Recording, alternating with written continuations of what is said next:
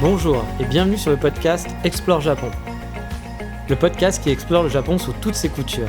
Des conseils voyage, de la culture ou bien de la vie de tous les jours en passant aussi par l'apprentissage du japonais. Partons ensemble pour ce magnifique pays qu'est le Japon.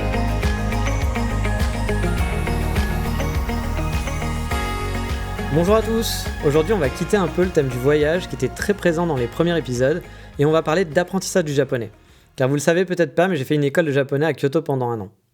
Alors je reviendrai sur mon expérience dans les prochains podcasts, mais aujourd'hui j'ai plus envie de vous distiller des petits conseils si vous avez pour le but de faire une école de japonais au Japon. Alors on va partir du principe que vous êtes assez débutant, voire un total débutant. Pour ma part j'avais pris des cours avant de commencer l'école, mais c'était un peu des années auparavant et honnêtement j'avais vraiment tout oublié les bases que j'avais appris. Et quand je vous dis que j'avais tout oublié, pour vous dire, quand on arrive au Japon à l'école, avant de commencer les cours, il y a un petit test oral puis écrit pour connaître votre niveau. Et pour savoir où on va vous placer, dans quelle classe. À la base, je devais avoir un niveau JLPT 5. Mais pas à l'écrit, parce que j'ai jamais fait d'écrit avec ma prof, je faisais juste de l'oral. Sauf que voilà, pendant l'entretien, j'avais tout oublié, c'était l'horreur. Ma prof n'aurait vraiment pas été fière de moi. Pourtant, on m'a posé des questions super simples, du genre « Qu'est-ce qu'il y a dans ton sac ?»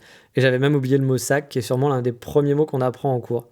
Bref, c'était un peu la honte. Alors non pas que ça soit grave de ne rien savoir, on a le droit d'être débutant. Mais à la base, j'étais censé avoir fait une centaine d'heures de cours. Je l'avais inscrit sur mon papier quand je m'étais inscrit à l'école. Du coup, je pense que quand ils ont comparé, ils ont dû se dire « Il s'est un petit peu foutu de notre gueule, lui, je crois. » Non, mais c'était vraiment un petit peu la honte. Et la preuve, ils m'ont même pas fait faire le test écrit, tellement j'avais été nul à l'oral. Mais ce qui m'avait rassuré, c'est que j'ai un autre de mes amis, que je connaissais pas avant l'école, que j'ai rencontré à l'école, qui lui aussi avait complètement foiré alors qu'il avait pris des cours. Et quand il a testé, il a eu le même sentiment que moi. Il était incapable de sortir un mot et on lui a pas fait faire le test d'écrit. Donc je me suis dit, ok, ouf, je suis pas tout seul. Tu veux être mon ami ? Donc au final, vous vous en doutez, je me suis retrouvé dans la classe des plus débutants. Et au final, c'était pas plus mal, vu le rythme ensuite des cours, mais ça j'en parlerai une autre fois, qui était un petit peu hardcore pour moi. Mais bon, là-bas, j'étais là pour vous donner un conseil, pas pour vous dire que j'étais super nul en japonais quand je suis arrivé.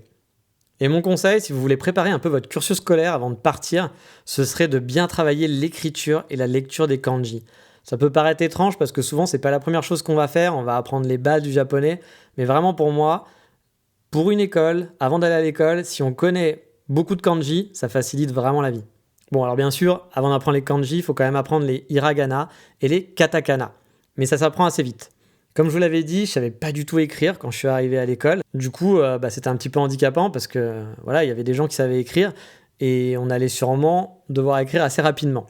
Donc, avant de commencer, le week-end d'avant, j'ai travaillé à fond pendant tout un week-end et au final, j'ai réussi à m'en sortir. Je n'écrivais pas parfaitement, je me souvenais pas de tous les hiragana et katakana, mais je me débrouillais à peu près bien en un seul week-end. Alors, je savais déjà à peu près les lire.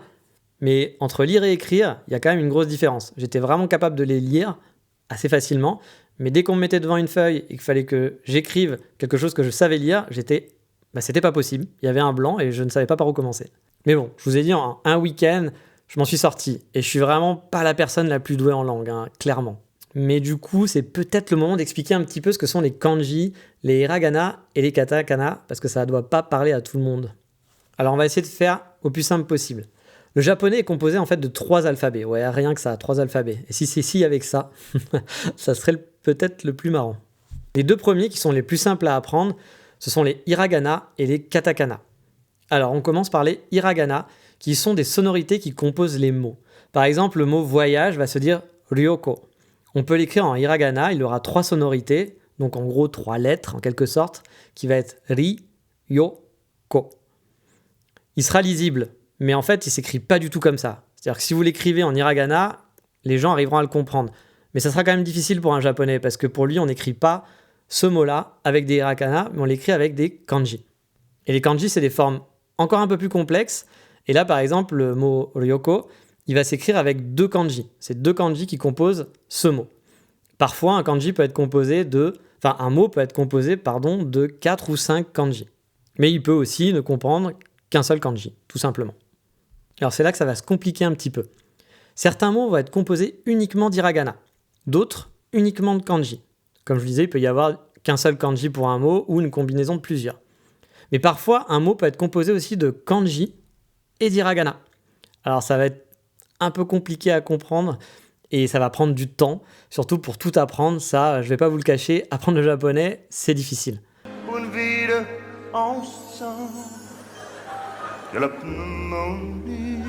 Et du coup, j'ai oublié de vous parler de mes préférés, les katakana.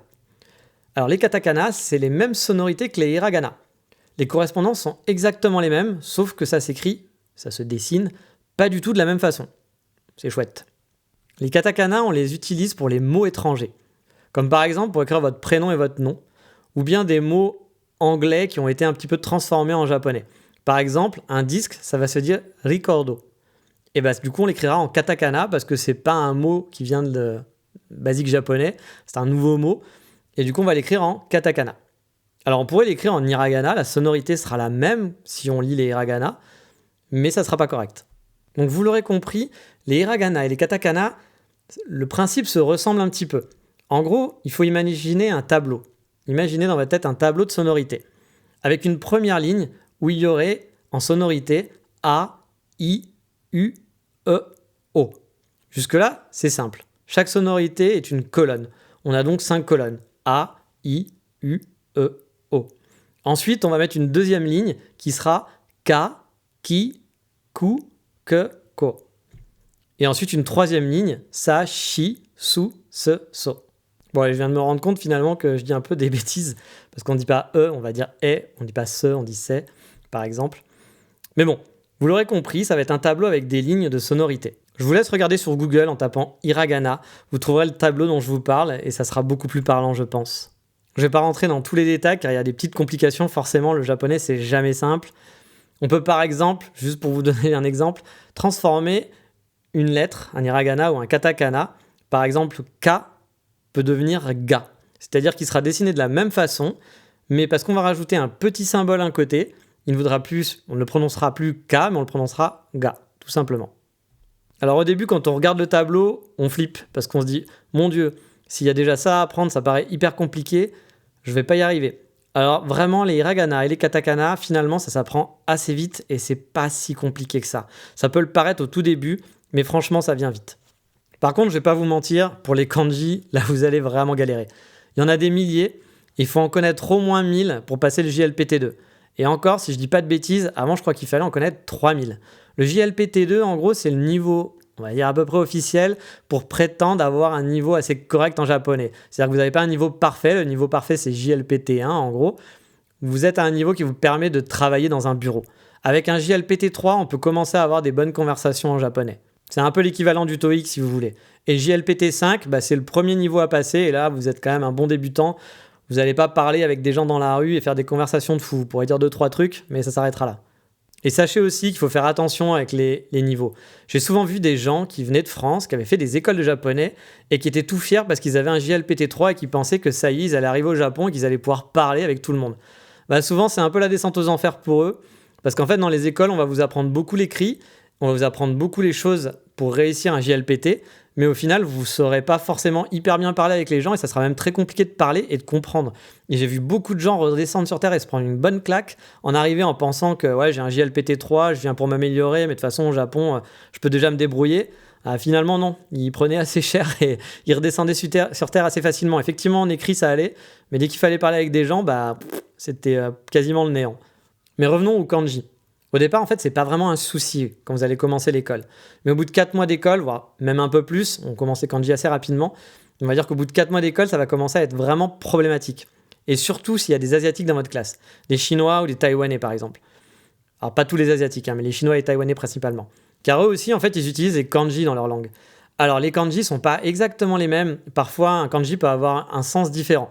Mais en gros, ça se ressemble et un Chinois et un Taïwanais va pouvoir comprendre assez facilement le sens d'un texte, sans avoir à être bon en japonais, sans avoir appris du vocabulaire. Du coup, je vous laisse imaginer, à chaque fois qu'on devait lire un texte ou écrire, ils avaient un avantage qui était vraiment indéniable.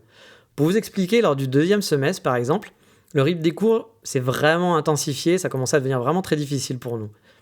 En fait, on avait par exemple des cours de lecture et d'explication de texte. On nous donnait seulement 5 minutes pour lire un texte, et après, il fallait répondre aux questions directement. Alors les Asiatiques, souvent, n'avaient pas de soucis, ils comprenaient le sens général, ils comprenaient pas tout, même si la grammaire, ça leur parlait pas, ils comprenaient le sens. Alors que les Occidentaux, nous, on était encore en train de buter sur la 2e ligne en cherchant la signification de tel ou tel kanji via une app de téléphone, alors qu'il restait encore une quinzaine de lignes à lire.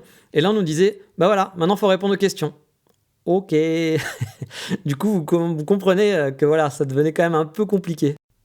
Parce que répondre à un texte où vous avez lu que les 2 premières lignes, bah voilà, même si vous voulez improviser, ça va être un petit peu... Ouais, c'est pas possible, tout simplement. Alors pourquoi je vous dis, apprenez les kanji? Parce que si les kanji, ça peut s'apprendre, à mon sens, tout seul, c'est l'avantage. Vous n'allez pas buter sur la compréhension. Si par exemple, il y a un point de grammaire que vous ne comprenez pas parce que la logique est totalement différente par rapport à notre grammaire, bah là, voilà, s'il n'y a personne pour vous aider, personne pour vous expliquer, c'est compliqué. Un kanji, c'est de la répétition. Il faut pratiquer, pratiquer, pratiquer, pratiquer et répéter sans arrêt. C'est égal à un mot. Vous allez vous souvenir que ce kanji, on l'écrit comme ça et que c'est égal à un mot. Donc dans la méthodologie, il n'y a rien de compliqué d'apprendre un kanji tout seul. Après, ce qui est compliqué, c'est de les retenir. Ça, encore une fois, je ne vais pas vous mentir là-dessus. Et vous savez, il y a un autre truc qu'il faut répéter sans arrêt aussi. Bah oui, c'est de vous demander une petite évaluation sur Apple Podcast. Ça me ferait vraiment super plaisir. Et de partager aussi le podcast sur les réseaux sociaux, histoire que mes refreshs frénétiques sur la page de statistiques ne soient pas vains et que je vois les chiffres monter, monter, monter, monter, monter, monter sans arrêt. Mais allez, on retourne sur le sujet de l'école au Japon. Donc vraiment, si vous avez la possibilité de pouvoir étudier les kanji avant, vraiment prenez du temps pour ça. Pour moi, c'est le principal. C'est ce qui m'a mis un gros frein dans l'école et qui m'a vraiment posé beaucoup de difficultés. L'oral et la grammaire, vous serez sur le même pied d'égalité que les Asiatiques. Bon, peut-être pas les Coréens, mais vous allez être à peu près au même niveau. Et du coup, vous pourrez pratiquer en dehors des cours, à part si vous êtes timide, mais ça va pas être trop compliqué d'apprendre la grammaire sur place. Moi, je trouve pas que la grammaire, ça soit le plus dur. Les kanji, par contre, surtout que finalement, les kanji, c'est un travail personnel. C'est-à-dire que dans mon école, en gros, on nous montrait des kanji pour la semaine. Ça prenait pas plus de 5 minutes par cours, même pas 2 minutes à la fin du cours. Et on avait un test par semaine sur tous les nouveaux kanji qu'on avait appris. Et c'était vraiment du bachotage. Du coup, on revenait pas forcément sur les anciens kanji, alors parfois en lisant des textes, mais voilà, on n'allait pas les retravailler en cours. Et déjà, pour les apprendre, il fallait les apprendre en dehors des cours. Et en plus, on ne revenait pas dessus régulièrement. Donc du coup, si on ne revient pas et qu'on ne pratique pas tous les jours, même les anciens kanji, et ça demande énormément de temps, on les oublie. Et c'était un petit peu le problème de beaucoup de gens. C'est qu'effectivement, les anciens kanji, on les oublie rapidement, à part ceux qu'on voit tous les jours. Mais les autres, même si vous les savez par cœur au bout d'une semaine, sauf si vous avez une super mémoire, voilà, il va passer à la trappe et le jour où vous devez le réécrire, il n'y a plus personne. C'est pour ça que vraiment mon premier conseil que j'ai à vous donner, et ce sera le seul de ce podcast, mais parce qu'il est important, ça serait vraiment de travailler au mieux les kanji en amont. Même si vous ne connaissez pas la grammaire, encore une fois, c'est pas grave. Si je pouvais remonter dans le temps, honnêtement, c'est vraiment ce que je ferais. Je passerais mon temps tous les jours à faire quelques kanji. Il faut en apprendre des nouveaux régulièrement, et il faut surtout réviser les anciens tout le temps, vraiment tout le temps. Et si j'avais su ça, si j'étais arrivé avec, 500 ou 600 kanji dans ma besace, que je connaissais bien, honnêtement, je pense que ça aurait été beaucoup plus simple après pour le japonais. Les premières semaines, ça n'aurait rien changé. Mais clairement, au bout de 4-5 mois, ma vie, elle aurait totalement changé. Puis j'aurais plus de temps aussi pour travailler l'oral et la grammaire. Alors que là, les kanji, ça me prenait vraiment énormément de temps tous les jours. C'était vraiment frustrant d'être avec les Asiatiques qui pouvaient lire un texte, qui comprenaient. Et puis en cours, voilà, encore une fois, il n'y avait pas de rythme. Il n'y avait pas le rythme pour ceux qui avaient du mal à lire et ceux qui arrivaient bien à lire. Du coup, on faisait des textes, on faisait des explications de texte sans avoir lu le texte, sans avoir compris le texte. Et une moitié de la classe l'avait compris, l'autre moitié non. Et ouais, c'était très frustrant. Donc voilà pour aujourd'hui, c'était mon conseil. Bien sûr, je vais revenir sur le sujet de l'école. Je vous en donnerai d'autres. Je vais par exemple vous faire une émission pour vous aider à choisir la bonne école, à parler du processus d'inscription, et bien entendu de savoir comment ça se passe sur place. Mais ça sera l'occasion de faire d'autres podcasts et d'autres émissions, vraiment typiquement sur chaque sujet. Mais du coup, il est venu le temps de passer au coup de cœur du moment. Et mon coup de cœur sera en relation avec le thème d'aujourd'hui, c'est l'application Akebi.